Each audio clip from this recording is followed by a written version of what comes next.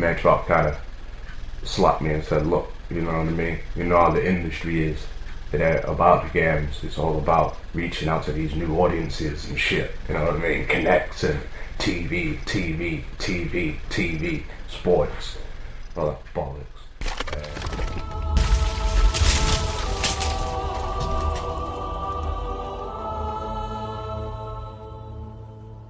Yeah. What's going on, people of YouTube? That boy Treezy here. Welcome to one of my vlogs where I sit here and rant and rave about gaming. It's kind of serving as a general update as well. Obviously, in terms of my channel, I've just got all the Max Payne 3. It looked easy enough. Videos done and dusted now. So if anyone's been patiently awaiting some different stuff, the time is now, you know what I'm saying. I put up a quick Batman video of one of the trophies, but I explained about that in the video. That was inspired off someone's shitty phone recorded guide. I weren't happy with that. Still got the M+ stuff to come every Sunday for quite a few more Sundays, so you know, check that out if you're bored on a Sunday or whatever. In terms of, well, this week could be very busy. There should be a certain game arriving at my door, hopefully very soon. I can't speak too much about that, but let's just say, you know, depending on when it comes, there could be some potential for some video footage. You know what I'm saying? I'll probably do some videos anyway after I've done what I need to do first with the game. But you know, stay tuned for that. Grid 2, another one that's coming this Friday. And I still need to inquire about that one because, as most of you will know, I won the game through fastest lap competition at Game in Nottingham, which I give them my details, you know, my name, my email address, phone number. They said they'd get in contact with me because they need to ship a copy down to the game in Preston. There's still no word on that yet, and obviously it's all good winning the game, but if I ain't going to get to play it on day one, or I'm going to have to go as far as buying a copy, I'm not going to be happy. I mean, I suppose I could just go to the store, buy a copy and say, look, when they finally send you this game, whatever, just you know, I'll come, claim it, refund it, just get my full money back. That'll be like a you know, same situation, still one game, still free game. Excuse me. So yeah, watch out for Grid 2 footage as well. On the True Achievement side of things, I can't even speak on that. There's stuff to there's stuff to come from that as well. A new, let's say, well, not new, but an additional job title. So be on the lookout for that as well. Next week, my girlfriend and son go on holiday, and for personal reasons, private reasons, I won't be going. So bloody hell, it's just going to be me at Xbox for 2 weeks. Oh. What a nightmare. So you know what I mean, I'm going to be busy pretty much gaming, YouTubing, like 2 weeks straight, you know what I mean. I'm going to have to make an effort and actually get outside, but you know what I'm saying, because if I just sit in my bedroom for 2 weeks, my skin won't be brown when she comes back up holiday, you know what I'm saying. Yeah, so, you know, but I am looking forward to that. For me, that's going to be like an old school holiday off work, you know what I'm saying. No kid, no girlfriend, no responsibilities, you know what I'm saying. That's if she goes. I mean, other stuff has happened, more personal stuff within the family, so thinking about it now, actually that holiday might not be happening. But you know, that's understandable. As much as I love my gaming and as passionate as I am about it, sometimes other things have to come first, you know what I mean. But we'll see how it goes when we get to that bridge. Yeah, so the Xbox One reveal, I've actually finished work during the afternoon on that day. The reveal was at 6 o'clock for me, for those guys in the UK, and so I checked it out. I didn't realise it'd only be an hour long. I mean, I'd kind of not really done my homework on it, to be fair. I thought it'd be like a massive reveal, like long ass thing, you know what I mean? I just happened to be online at the time, seeing it on the dashboard. I thought, yeah, I might as well check it out. So, you know, the clever heads knew what was what and probably what was expected, because I was in the news chat room at the time with my fellow news hounds via trueachievements.com. Brilliant bunch of guys, man, you know what I'm saying? Such a slick team, you know what I mean? We've got Matriarch, oh man, I hate that game tag. Matriarch, I just call her Queen, or M, or Michelle. Punky Liar, who also got married recently. That reminds me, I've got a gift on the way for Punky Liar. It's taking its time to arrive, considering what it is. It's only something small, you know what I mean? But yeah, should have been here by now. Dave Kinetic, the News Hounds rock star, supplying the guitar vibes for the podcast and whatnot.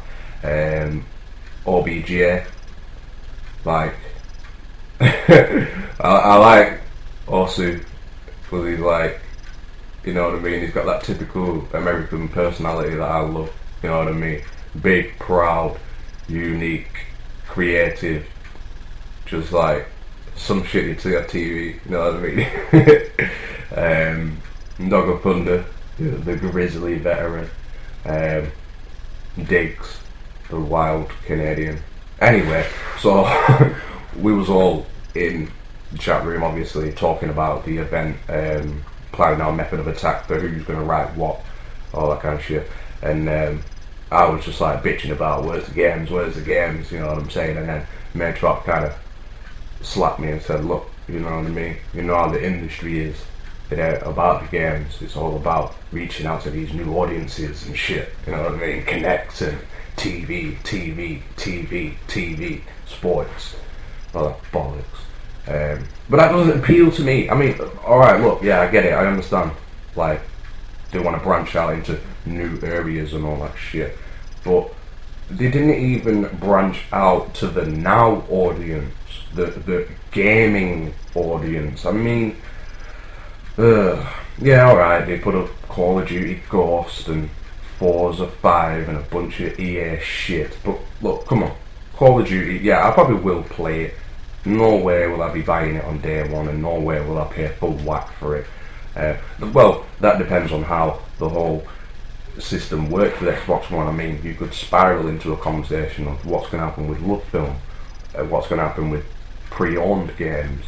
I mean, don't get me wrong, true achievements, you know what I mean? When we're covering stories, when we write stories, it's all about solid facts, you know what I mean? 100%, we're so thorough with, you know what I mean, real information. So that's something, even though we might not necessarily be the first, the fastest to post everything, you can seriously bet your tits off that our facts will be right. You know what I'm saying? And then on a rare occasion that they might not be, you won't see that story on the front page for a long time. You know what I'm saying? So let's just get that clear. Now, we have done several articles on the Xbox One regarding what's what and what's not. You know what I'm saying? Some of which I haven't even read, to be honest. But I should have done my homework on it, really. There's something about pre-owned games. The game developers will still make profit off the pre-owned games. So obviously, right there, that doesn't mean pre-owned games are still alive. They still exist. You know what I'm saying? So you can still buy games cheaper and whatnot. Love Film will probably still continue. I mean, they've probably got their own plans of attack and how they're going to start doing their thing with Xbox One and obviously PS4 as well. You know what I'm saying? So there's no way I'd be paying full whack for COD Ghost. Forza, I've only played 2, and respectfully, yeah, it is a pretty mean racing game, but it's for the proper racing heads who want to dive into the side of the car itself, customizing paint jobs, wheels, engine bits and shit like that, you know what I mean? And the races I don't know, boring because it literally is a simulation, a racing simulation, and that's not my kind of vibe. I prefer more fun side of racing, more like probably what Grid's going to be, more like what Dirt 3 was, more like what most of the Need for Speed titles have been, so that didn't appeal to me either. And then EA,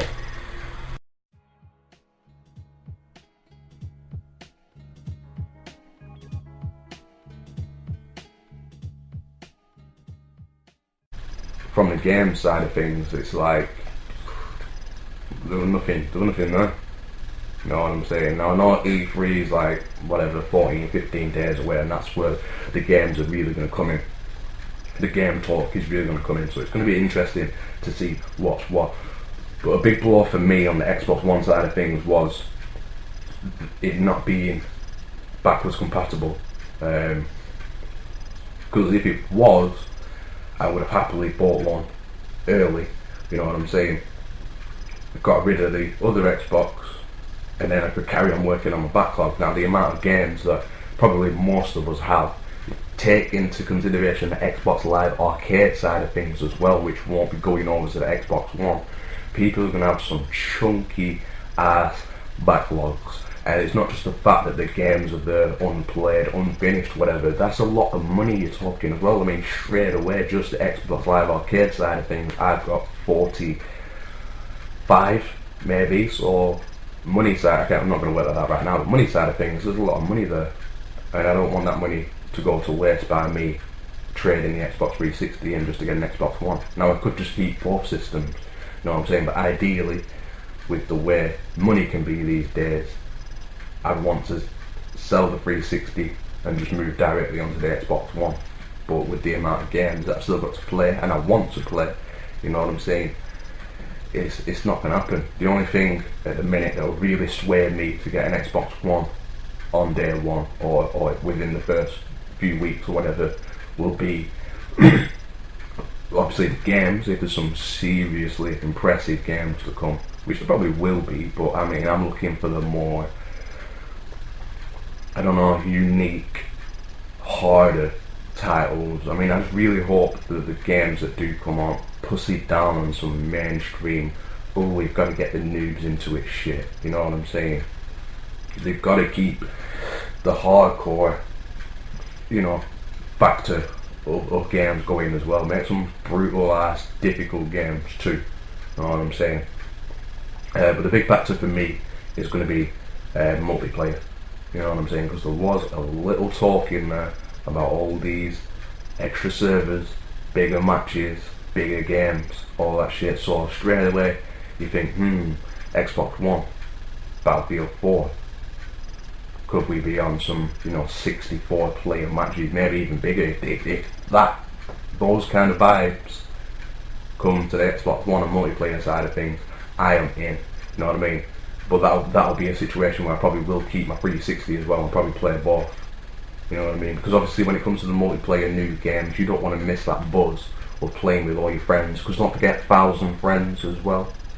So that's gotta mean parties are going to be much bigger than just 8 people. So you could have what, 20, 30, 40 of you all going crazy in a party, playing some massive ass Battlefield, Call of Duty, Gears game. It'd be insane, because that's where it's at these days, you know what I mean? Still is the multiplayer life of things, and that's what keeps it going for the game and obviously the publisher, you know what I'm saying? Because once people have smashed the campaign, yeah, they've enjoyed the experience, they've gone back through it again, played it on hard, got the collectibles, whatever, then it's all about the multiplayer. Is the multiplayer strong enough to keep the game going, you know what I'm saying? And with some of the options that they could potentially have, it could be huge. But yeah, that's that. I'm looking at the clock right now, we're on 17 minutes, that's one long ass rant, you know what I'm saying? So I'm wrapping up for that. So, you know, we'll see what the future brings. Obviously E3 is coming, so stay locked onto True Achievements for all your solid news. Stay locked into my channel for more upcoming content. Like I said, we've got potential Grid 2 and other videos to come. Oh, as well, I'm also thinking about doing like a anniversary video, because it was around this time last year that my YouTube buzz started to kick off. Obviously, I was doing the Ghost Recon Future Soldier tactical master challenges, and that's what really got my YouTube on the go. And then I actually became partnered in like halfway into June. I think it was 6th of June or 16th of June. So I think it's only right that, you know, I do like a kind of anniversary video, and you know, just to say like thank you, so to speak, to the subscribers who've been there, you know, from day one and beyond that, because obviously it was around this time last year, or like April, March last year, doing all the Battlefield 3 videos for fun. Then obviously went on to the Ghost Recon stuff, Metal Gear Solid. Oh no, saying that the Metal Gear Solid came before Ghost Recon, you know, so it's been a hell of a journey, and it's crazy to think it's only really been a year that I've been doing this YouTube shit properly, so to speak. So stay tuned for that as well. But yeah, gotta wrap it up. Need to get ready for work soon. So thanks for watching, guys. As always, don't forget to drop your likes or dislikes, comments, favourites, all that good stuff on the channel. And don't be afraid to comment on stuff as well, you know. So that's one thing with my channel. It might have some alright views and alright amount of subscribers, but I confidently say there's only like what, 20, 30, if that, active subscribers. You know what I'm saying? I mean, you know, I do appreciate all the views and any feedback that I do get, but I don't get much feedback these days. You know what I'm saying? I think people just use a guide, enjoy it, like, maybe subscribe, and then leave it at that. You know what I mean? Stick around, drop some comments on the channel page itself, the discussion page itself. You know, I always reply to as much as I can when I can. I can't really do it on my phone, so I have to do it when I come home from work or whatever. But yeah, I'm always replying to everyone's comments and whatnot. So you know what I'm saying? Don't be afraid to drop any feedback, good or bad. You know what I mean? Got to be open to both. And yeah, that'll be about it. So I'll speak to you all in the future, guys. Thanks for watching.